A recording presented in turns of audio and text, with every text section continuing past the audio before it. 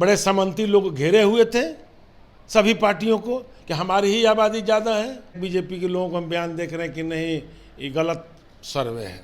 तो गलत सर्वे है तो आपको कौन मना किया है? आप केंद्र सरकार में हैं, केंद्र सरकार का तो अधिकार है जनगणना कराने का। गणना कौन पूछे? करा ले जनगणना, पूरे हिंदुस्तान का करा ले, हिम्मत है तो। मुसलमानों में भी दलित होता है, कोई माना है?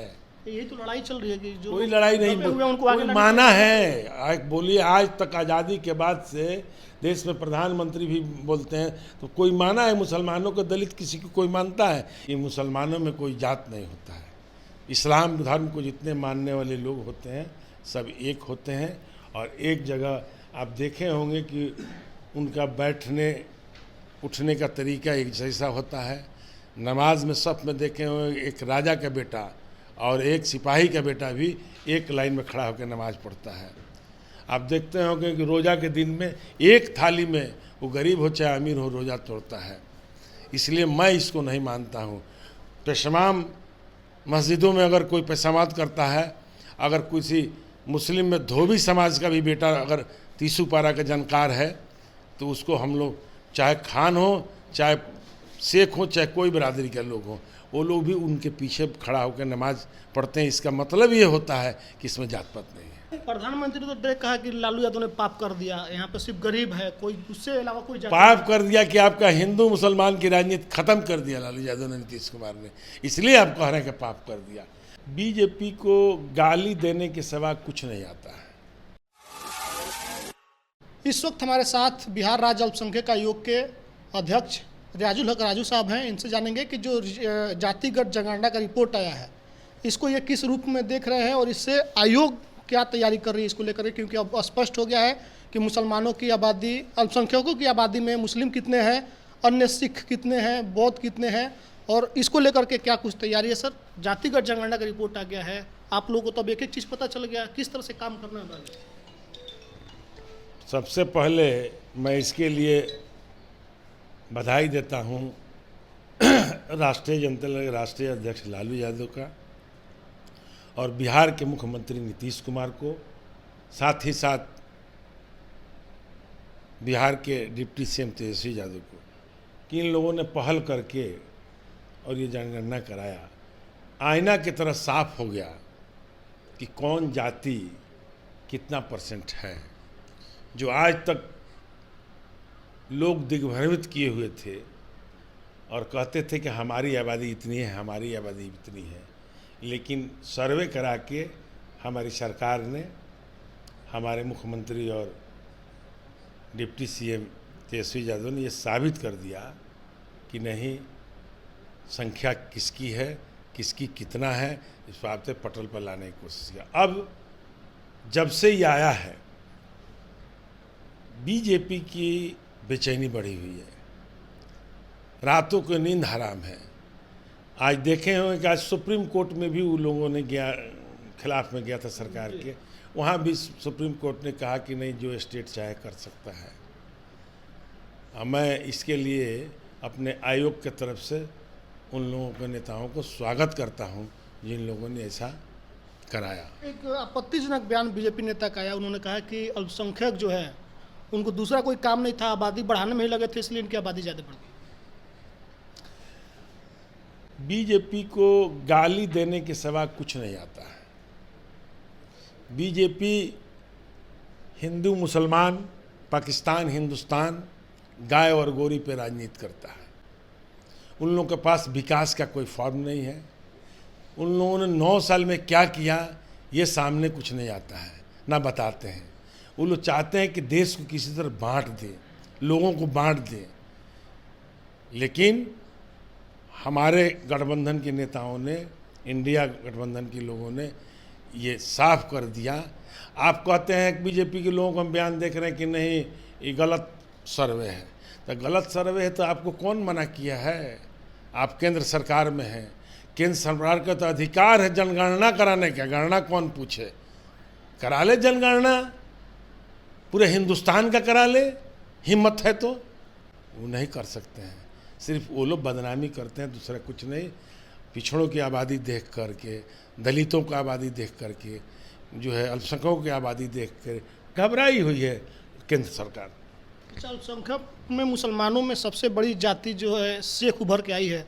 मोमिन और अंसारी को लेकर चर्चा था कि ये लोग ज़्यादा हैं, तो इसको किस रूप से देख रहे हैं? ये लोग कह रहे हैं कि गलत हो गया हमारे साथ। कोई नहीं कह रहा है गलत हो गया, कौन कहता है? एक नेता है वसीम नैयर अंसारी, वो कोर्ट में भी जाने वाले हैं, उन्होंने हलफनामा कोर्ट में देने के लिए तैयार गलत चीज़ है, गलत चीज़ है। देखिए जात का उसमें कॉलम था, जात भरा गया है। हमारा ये मानना है व्यक्तिगत कि मुसलमानों में कोई जात नहीं होता है। इस्लाम धर्म को जितने मानने वाले लोग होते हैं सब एक होते हैं, और एक जगह आप देखे होंगे कि उनका बैठने उठने का तरीका एक जैसा होता है। नमाज में सफ़ में देखे होंगे एक राजा का बेटा और एक सिपाही का बेटा भी एक लाइन में खड़ा होकर नमाज पढ़ता है। आप देखते होंगे कि रोज़ा के दिन में एक थाली में वो गरीब हो चाहे अमीर हो रोज़ा तोड़ता है। इसलिए मैं इसको नहीं मानता हूँ। पेशमाम मस्जिदों में अगर कोई पेशामात करता है, अगर किसी मुस्लिम में धोबी समाज का भी बेटा अगर तीसू पारा का जानकार है, तो उसको हम लोग चाहे खान हो चाहे शेख हो चाहे कोई बिरादरी के लोग हों, वो लोग भी उनके पीछे खड़ा होकर नमाज पढ़ते हैं। इसका मतलब ये होता है कि इसमें जात पात नहीं है। लेकिन संवैधानिक व्यवस्था को तो मानना पड़ेगा ना, जो संवैधानिक व्यवस्था ओबीसी जनरल बनाई गई है। कहाँ मैंने हम लोग को अलग कहाँ ओबीसी में कौन सा चीज़ देता है? लोग सीट देते हैं क्या? ऐसा तो नहीं प्रावधान है। लोकसभा विधानसभा में ऐसा कोई होता है क्या कि दलित का सीट है तो उसमें भी दलित को लोग देते हैं? नहीं मानते हैं। कहाँ मानती है सरकार? अभी तक आयोग कहाँ मानी है? मुसलमानों में भी दलित होता है, कोई माना है?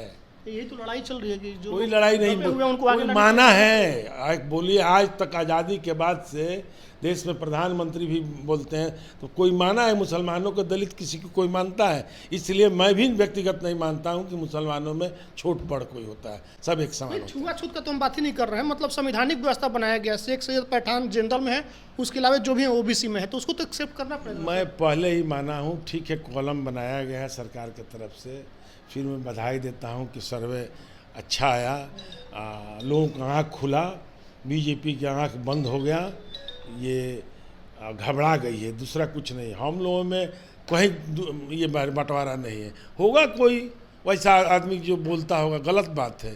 ये कोई है ही नहीं है बंटवारा, इस चीज़ में कहीं नहीं है। अच्छा, सामाजिक तौर पर इससे बदलाव होगा जाति गणना की रिपोर्ट आने के बाद से? बिल्कुल होगा। बहुत सा जाति है जो दबे कुचले लोग हैं, उन लोगों की गिनती नहीं थी बिहार में। ये बड़े सामंती लोग घेरे हुए थे सभी पार्टियों को कि हमारी ही आबादी ज़्यादा है, लेकिन जो है हमारे नेताओं ने, नीतीश कुमार और तेजस्वी जी ने, लालू जी ने यहाँ खोलने का काम किया कि नहीं, पिछड़ों की आबादी भी यहाँ ज़्यादा है, दलितों की आबादी ज़्यादा है, मुसलमानों की आबादी ज़्यादा है, करके दिखा दिया। ये इसलिए ये लोग बेचैन है, इसलिए ये लोग पागल हुए हैं। आयोग अगर गलत किया है, हमारा सरकार गलत गणना कराई है, जो ये लोग कह रहे हैं सुप्रीम कोर्ट जा रहे हैं या कह रहे हैं, टीवियों पर कह रहे हैं, कई नेताओं को हमने देखा कि टीवी पे कह रहे हैं, तो कह रहे हैं तो भाई केंद्र में उनकी गवर्नमेंट है, वो चाहे तो एक दिन में सर्वे करा सकते हैं, पूरे हिंदुस्तान में करा सकते हैं।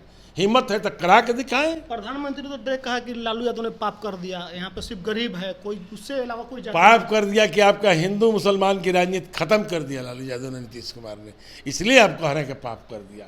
आप जो राजनीति करते थे, लोगों को एक दूसरे से डरवाते थे, उसको ख़त्म इन लोगों ने कर दिया कि नहीं, हम हमारे लोग हैं, हमारे लोग थे, तुम हमारे लोगों को बांट कर राजनीति कर रहे थे, इसलिए ऐसा नहीं होगा।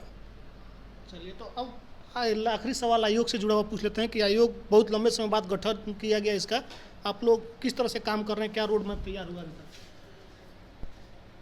यहाँ अदालत भी हम लोग लगाते हैं, और जो भी सुनवाई के लिए अदालत में जो भी समस्या आता है उसका निदान भी करते हैं। जैसे आज समस्या एक आया है, वो सिया वक्फ बोर्ड के कोई मज़ार जो है वहाँ पीएमसीएच के पास है, और मेट्रो में उनमें ठनी थी, जो हमारे यहाँ केस आया है।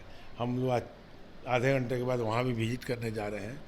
और जब से आयोग का गठन माननीय लालू जी और माननीय नीतीश कुमार, माननीय तेजस्वी जी ने किया है, हम लोग उस दिन से तक हमारी पूरी टीम काम पे लगी हुई है। हम लोग प्रत्येक जिला का रिव्यू कर रहे हैं और जा रहे हैं वहाँ पर, लोगों से मिलने का भी काम करते हैं। चाहे वो सासाराम दंगा पीड़ित के लोगों को हुआ, उस ज़िला में भी हम लोग गए थे, सभी दंगा पीड़ितों से मिले और जिसका मुआवजा बाकी था उसको दिलवाने का काम किए। जो आज बहुत लोग हम लोगों से बधाई देने भी यहाँ आया हुआ था। हम लोग भभुआ कैमूर में भी कैंप किए, वहाँ भी रिव्यू किए। हम लोग बक्सर में भी रिव्यू किए, कल हम लोग आरा में भी किए और फिर 1-2 दिन में और जगह जाने वाले हम लोग हैं। पूरे ज़िले के दौरा हम लोग लगाए हैं और सभी ज़िलों में हम लोग एक दिन भर कैंप करते हैं, दूसरे दिन निकलते हैं और वहाँ का लोकल समस्या को भी निदान करवाते हैं। और अल्पसंख्यकों को जो सरकार द्वारा स्कीम चलाई जा रही है वो अल्पसंख्यकों तक पहुँच रहा है कि नहीं, अमल में है कि नहीं, धरातल पर जा रहा है कि नहीं, इसकी भी जांच हम लोग करते हैं। और हम लोग काफ़ी इस चीज़ से ये खुश हैं कि जो भी योजना हमारी सरकार चला रही है लगभग धरातल पर जिलों में पहुंच रहा है। कोई अगर आपसे संपर्क करना चाहे कि समस्या को लेकर के तो कहाँ से कर पाएगा सर? आयोग का इतना बड़ा ऑफिस है, हम लोग गाँव देहात में बैठे हुए लोगों के साथ अगर कुछ हो तो ऑनलाइन करें। हमारे यहाँ ऑनलाइन की भी सुविधा है, हमारे यहाँ होता है, या भाई पोस्ट भी लोग भेजते हैं, उस पर भी कार्रवाई होती है। जारी किया है नंबर अब जारी है कि नहीं बता सकते हैं, लेकिन हमारे यहाँ पोस्ट से भी आता है, लोग भेजते हैं, हाँ भेजते हैं और उस पर कार्रवाई करके संबंधित विभाग को और उनको भी एक पत्र जवाब में दिया जाता है कि आपके लेटर पर कार्रवाई की गई है। थैंक यू सर, बात करने वेबसाइट पर भी उपलब्ध है। वेबसाइट भी है जी जी। चलिए, तो जो लोग भी अल्पसंख्यक आयोग से जुड़ा हुआ हेल्प चाहते हैं तो डायरेक्ट भी आकर यहाँ पर हेल्प ले सकते हैं या फिर लेटर भेज करके जवाब ले सकते हैं, अपने सवालों को भेज सकते हैं। इसके अलावा वेबसाइट भी है, लेकिन हमने इनसे ये भी पूछा कि जातिगत जनगणना जो हुई है उससे क्या बदलाव होगा। तमाम चीज़ों पर खुल करके अपनी बात को राजू साहब ने रखा है। अल्पसंख्यक आयोग बिहार के अध्यक्ष हैं, इनसे हमारी लंबी चर्चा हुई। इस पर आपकी क्या प्रतिक्रिया कमेंट बॉक्स में लिखिएगा। बहुत बहुत धन्यवाद।